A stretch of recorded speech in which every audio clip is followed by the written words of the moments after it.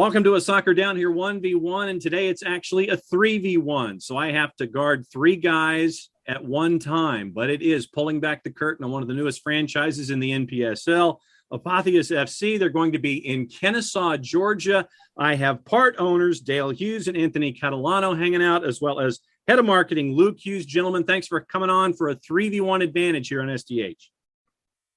Thank you. Thank you. All right. I have a number between 1 and 10.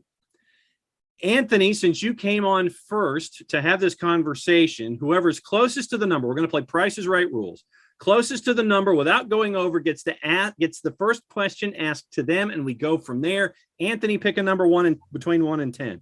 8. All right. Dale, pick a number. I'll go with 5 right, for so him. Luke went with 5. Dale, pick a number. 7.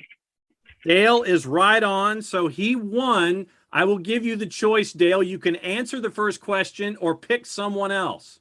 All right. So do you want to answer? I want to answer the first question. All right. It's a one-word question. Why? Community. Luke, since you didn't go over, I will ask you the follow-up question. Mm-hmm. What is it about Kennesaw that attracts your group to wanting to put a franchise? Me. Here, I'll jump on that question. So I can answer it pretty well since I am his son, but it is he and my mother have lived here for the past 30 years. So this is their community. It is a town they've grown to love. It's a town they've grown to work in. They're very heavily invested in all the local businesses. So to us, Kennesaw was just a no-brainer. We know it like the back of our hand. We really love it here. And then it was just kind of more about elevating the community aspect of Kennesaw, bringing something to this town that everyone in the Kennesaw community can kind of rally behind and just feel like it's something of their own. Because, yeah, we're all Atlanta United fans around here. But at the end of the day, Atlanta is in their title and Kennesaw is not Atlanta. So this is just another kind of just grassroots way of building pride in Kennesaw for us. Anthony, then let me go to you. You're the soccer player of the three. You know what it's like to perform on that level, whether it's USL or England and loans in Italy and the collegiate aspect of it. What attracted you to being a part of this venture and putting it in Kennesaw? Really the attraction was the Hughes family. Dale and I met a few years ago, and just understanding that their group of businesses and what it meant to the community of Kennesaw really kind of made this a no-brainer. The opportunity to get into the NPSL and the business model that the NPSL and their community-oriented philosophy, I think, was just really, really a nice collaboration. And then for me, it was, getting to know the Hughes family, what the value they bring to their community, and then this exciting opportunity to, as Luke mentioned, to kind of have a grassroots soccer club that they can call their own. Really was, I think it was a no-brainer for me to be able to partner with Dale on this. So, Dale, let me ask you next. When it comes to these initial conversations, why the sport of soccer? And I know that since this is a soccer show and a soccer network, I know we kind of probably know where the answer is heading. But from your perspective, what steered you in the direction of wanting to be a part of a soccer club and owning it?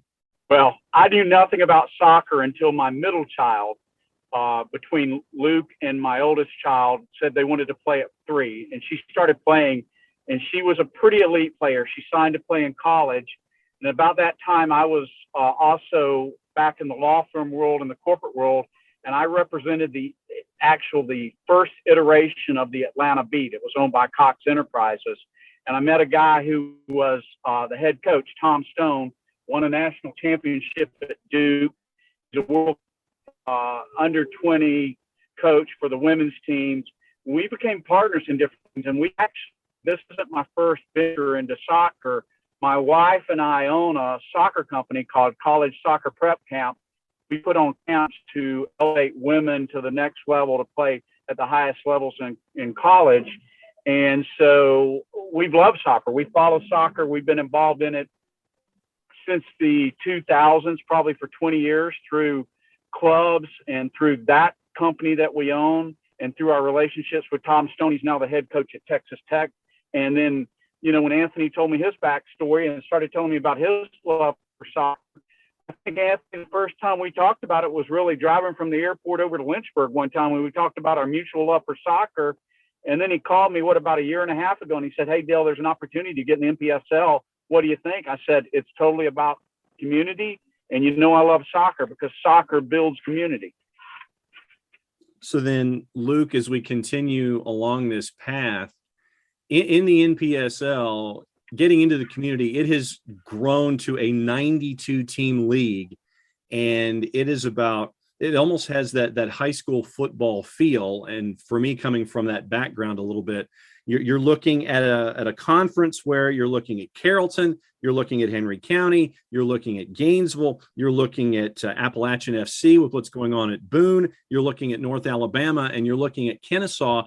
And it's interesting to see all of these pockets where there is that attraction to sport and to soccer, and seeing it grow. And you guys are in one of those places that is filling a geographic void, so to speak, when it comes to the NPSL and the Southeast Conference.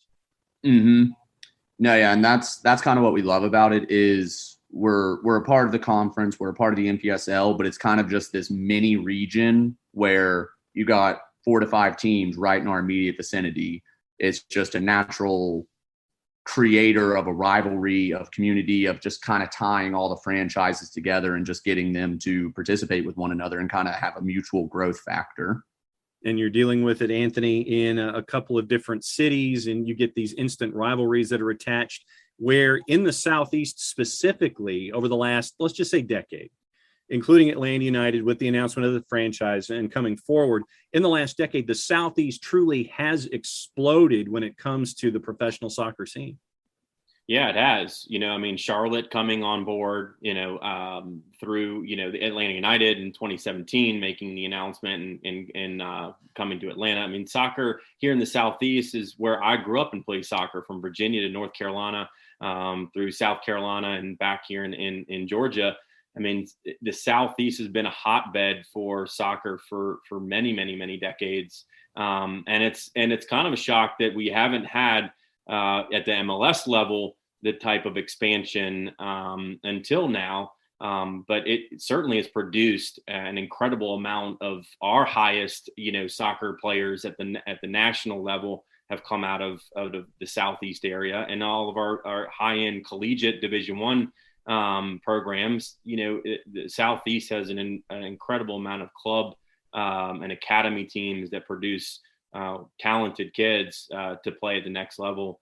And so, yeah, the Southeast has been a hotbed for soccer for a long time. And now we're starting to see that growth in not only the lower divisions, but also at our highest with Major League Soccer. Dale, let me ask you this. I know that you identify yourself as a dreamer, the chief dreamer for everything that you like to get involved in. And I know that as a businessman, or really anybody that's attached to anything that they love very much, that is coming on the ground and trying to hit it running, there's always that to-do list. And it could be on a magnet board on your fridge in your kitchen. It could be in your office, and it could be one of those 3-foot by 6-foot dry erase boards that's got, a lot of notes on it and a lot of different columns. It could be in your BlackBerry, and I just dated myself with that reference. Could be written with an iPhone, app or whatever. When it comes to your dreams and your chief dreams associated with this new venture, where is that to-do list? Because the 2022 season will get here before we all know it. What are those things that you're starting to check off, and what are you looking to check off on that to-do list? You want me to jump in on that, guys? Yeah, Dale, go ahead.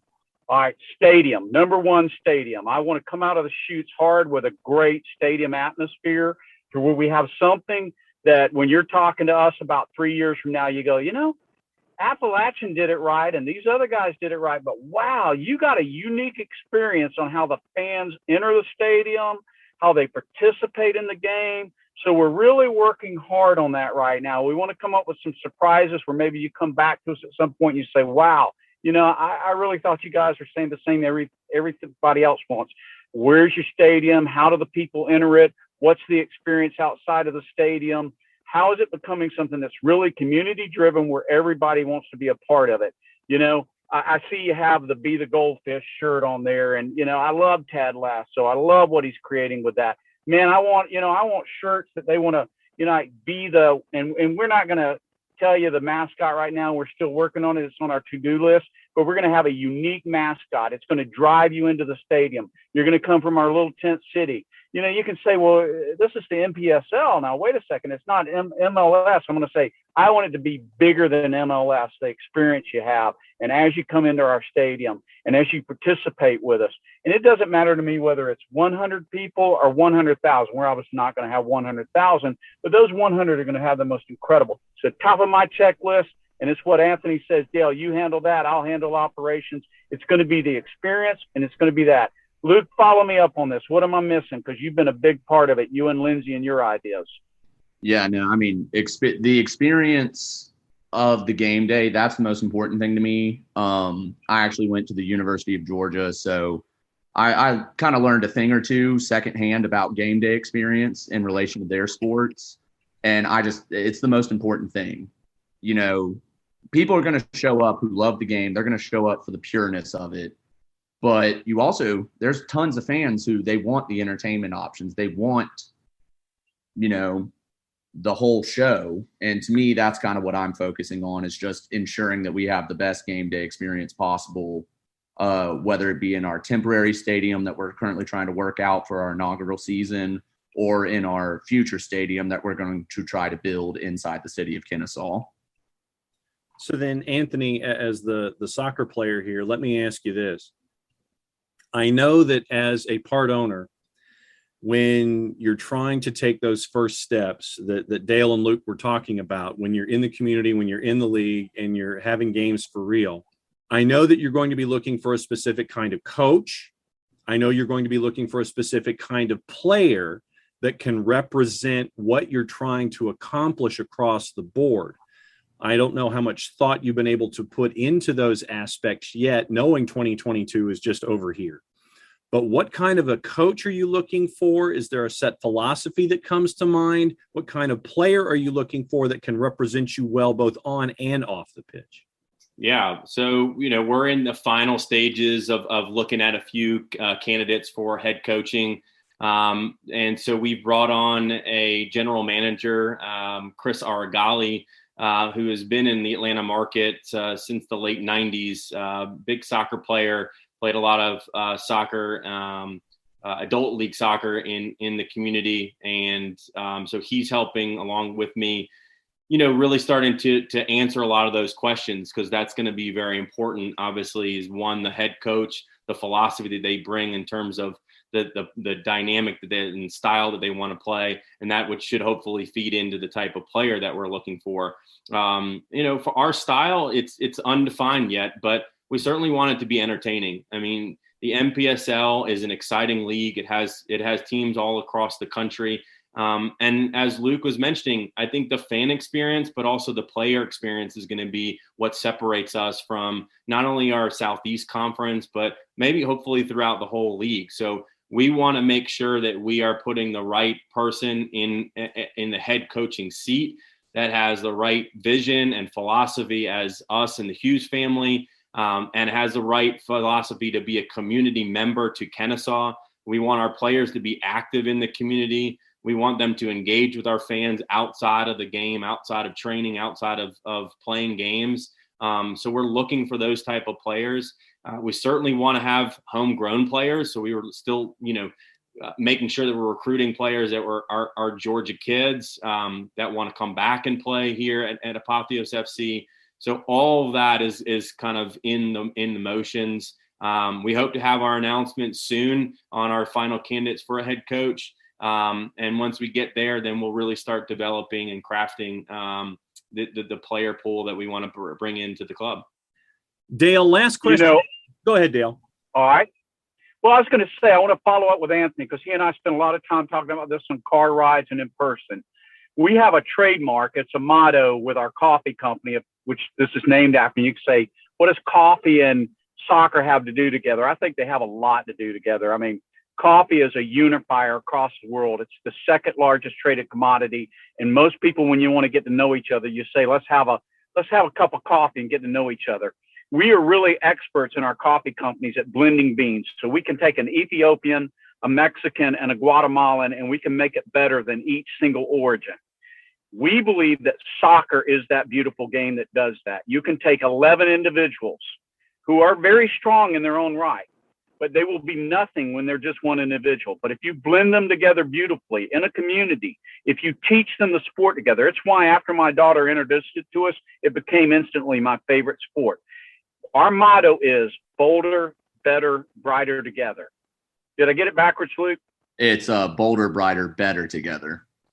Yep. I always, it's BBBT, but it's bolder, better, brighter together. And that's taking those beans and we're making them bolder, brighter, better together. We're taking those players, we're making them bolder, better, brighter together. It's sort of cliche, but it's really a Ted Lasso sort of thing. It's not about the individual. It's about the team. So Anthony and Chris are going to come up with a style, but I know what they're going to do. It's just going to be beautiful soccer. They are going to be stronger as a team than they are individually. And that's the promise we're going to make to the fans. That's the promise we're going to make to the players. And we're going to do everything we can to fulfill that every day. That's what you have from Anthony and Dale. We're pretty, I appreciate everything you said, Anthony, but you and your father, who's also an investor in this, what this brings are two strong family traditions that whatever we do, it's bolder, better, brighter together. That's right, man. That's right.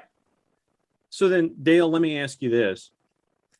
What's it like being the new element on the menu in Kennesaw? What has, because I know that the menu has a couple of different sections, but when it comes to your particular ingredient or your particular selection in the menu, what's it been like to be a part of this menu when it comes to Kennesaw from what you've been able to see so far? It's exciting. I started really doing a lot of redevelopment of historic buildings and changing things up a little bit with the properties we have in Kennesaw about 10 years ago. And I think this is like, we're starting to get a lot of the icing on the cake now. This is the sort of thing we've done. We've got a craft beer and a craft barbecue. We got a craft coffee. At one point we did some other craft businesses, bakery and others. Now we're starting to get into the sports side and to bringing entertainment to all of this, along with our music venues. What does this mean to Kennesaw? I mean, Kennesaw has given us a canvas. It's given us co-businesses that work with us, people, the administration, the mayor, the city manager, the economic development. I can't tell you how much they've supported us. It's been off the charts in support and what they're doing for us and continue to do for us. It's exciting for me to see our community embrace this. And we really were looking at 4 different locations before we picked Kennesaw. I mean, Anthony and I, we rode around, we looked at them, but they embraced the idea of bolder, better, brighter together and said, let's do it. I'm just excited. I think this is going to be off the charts.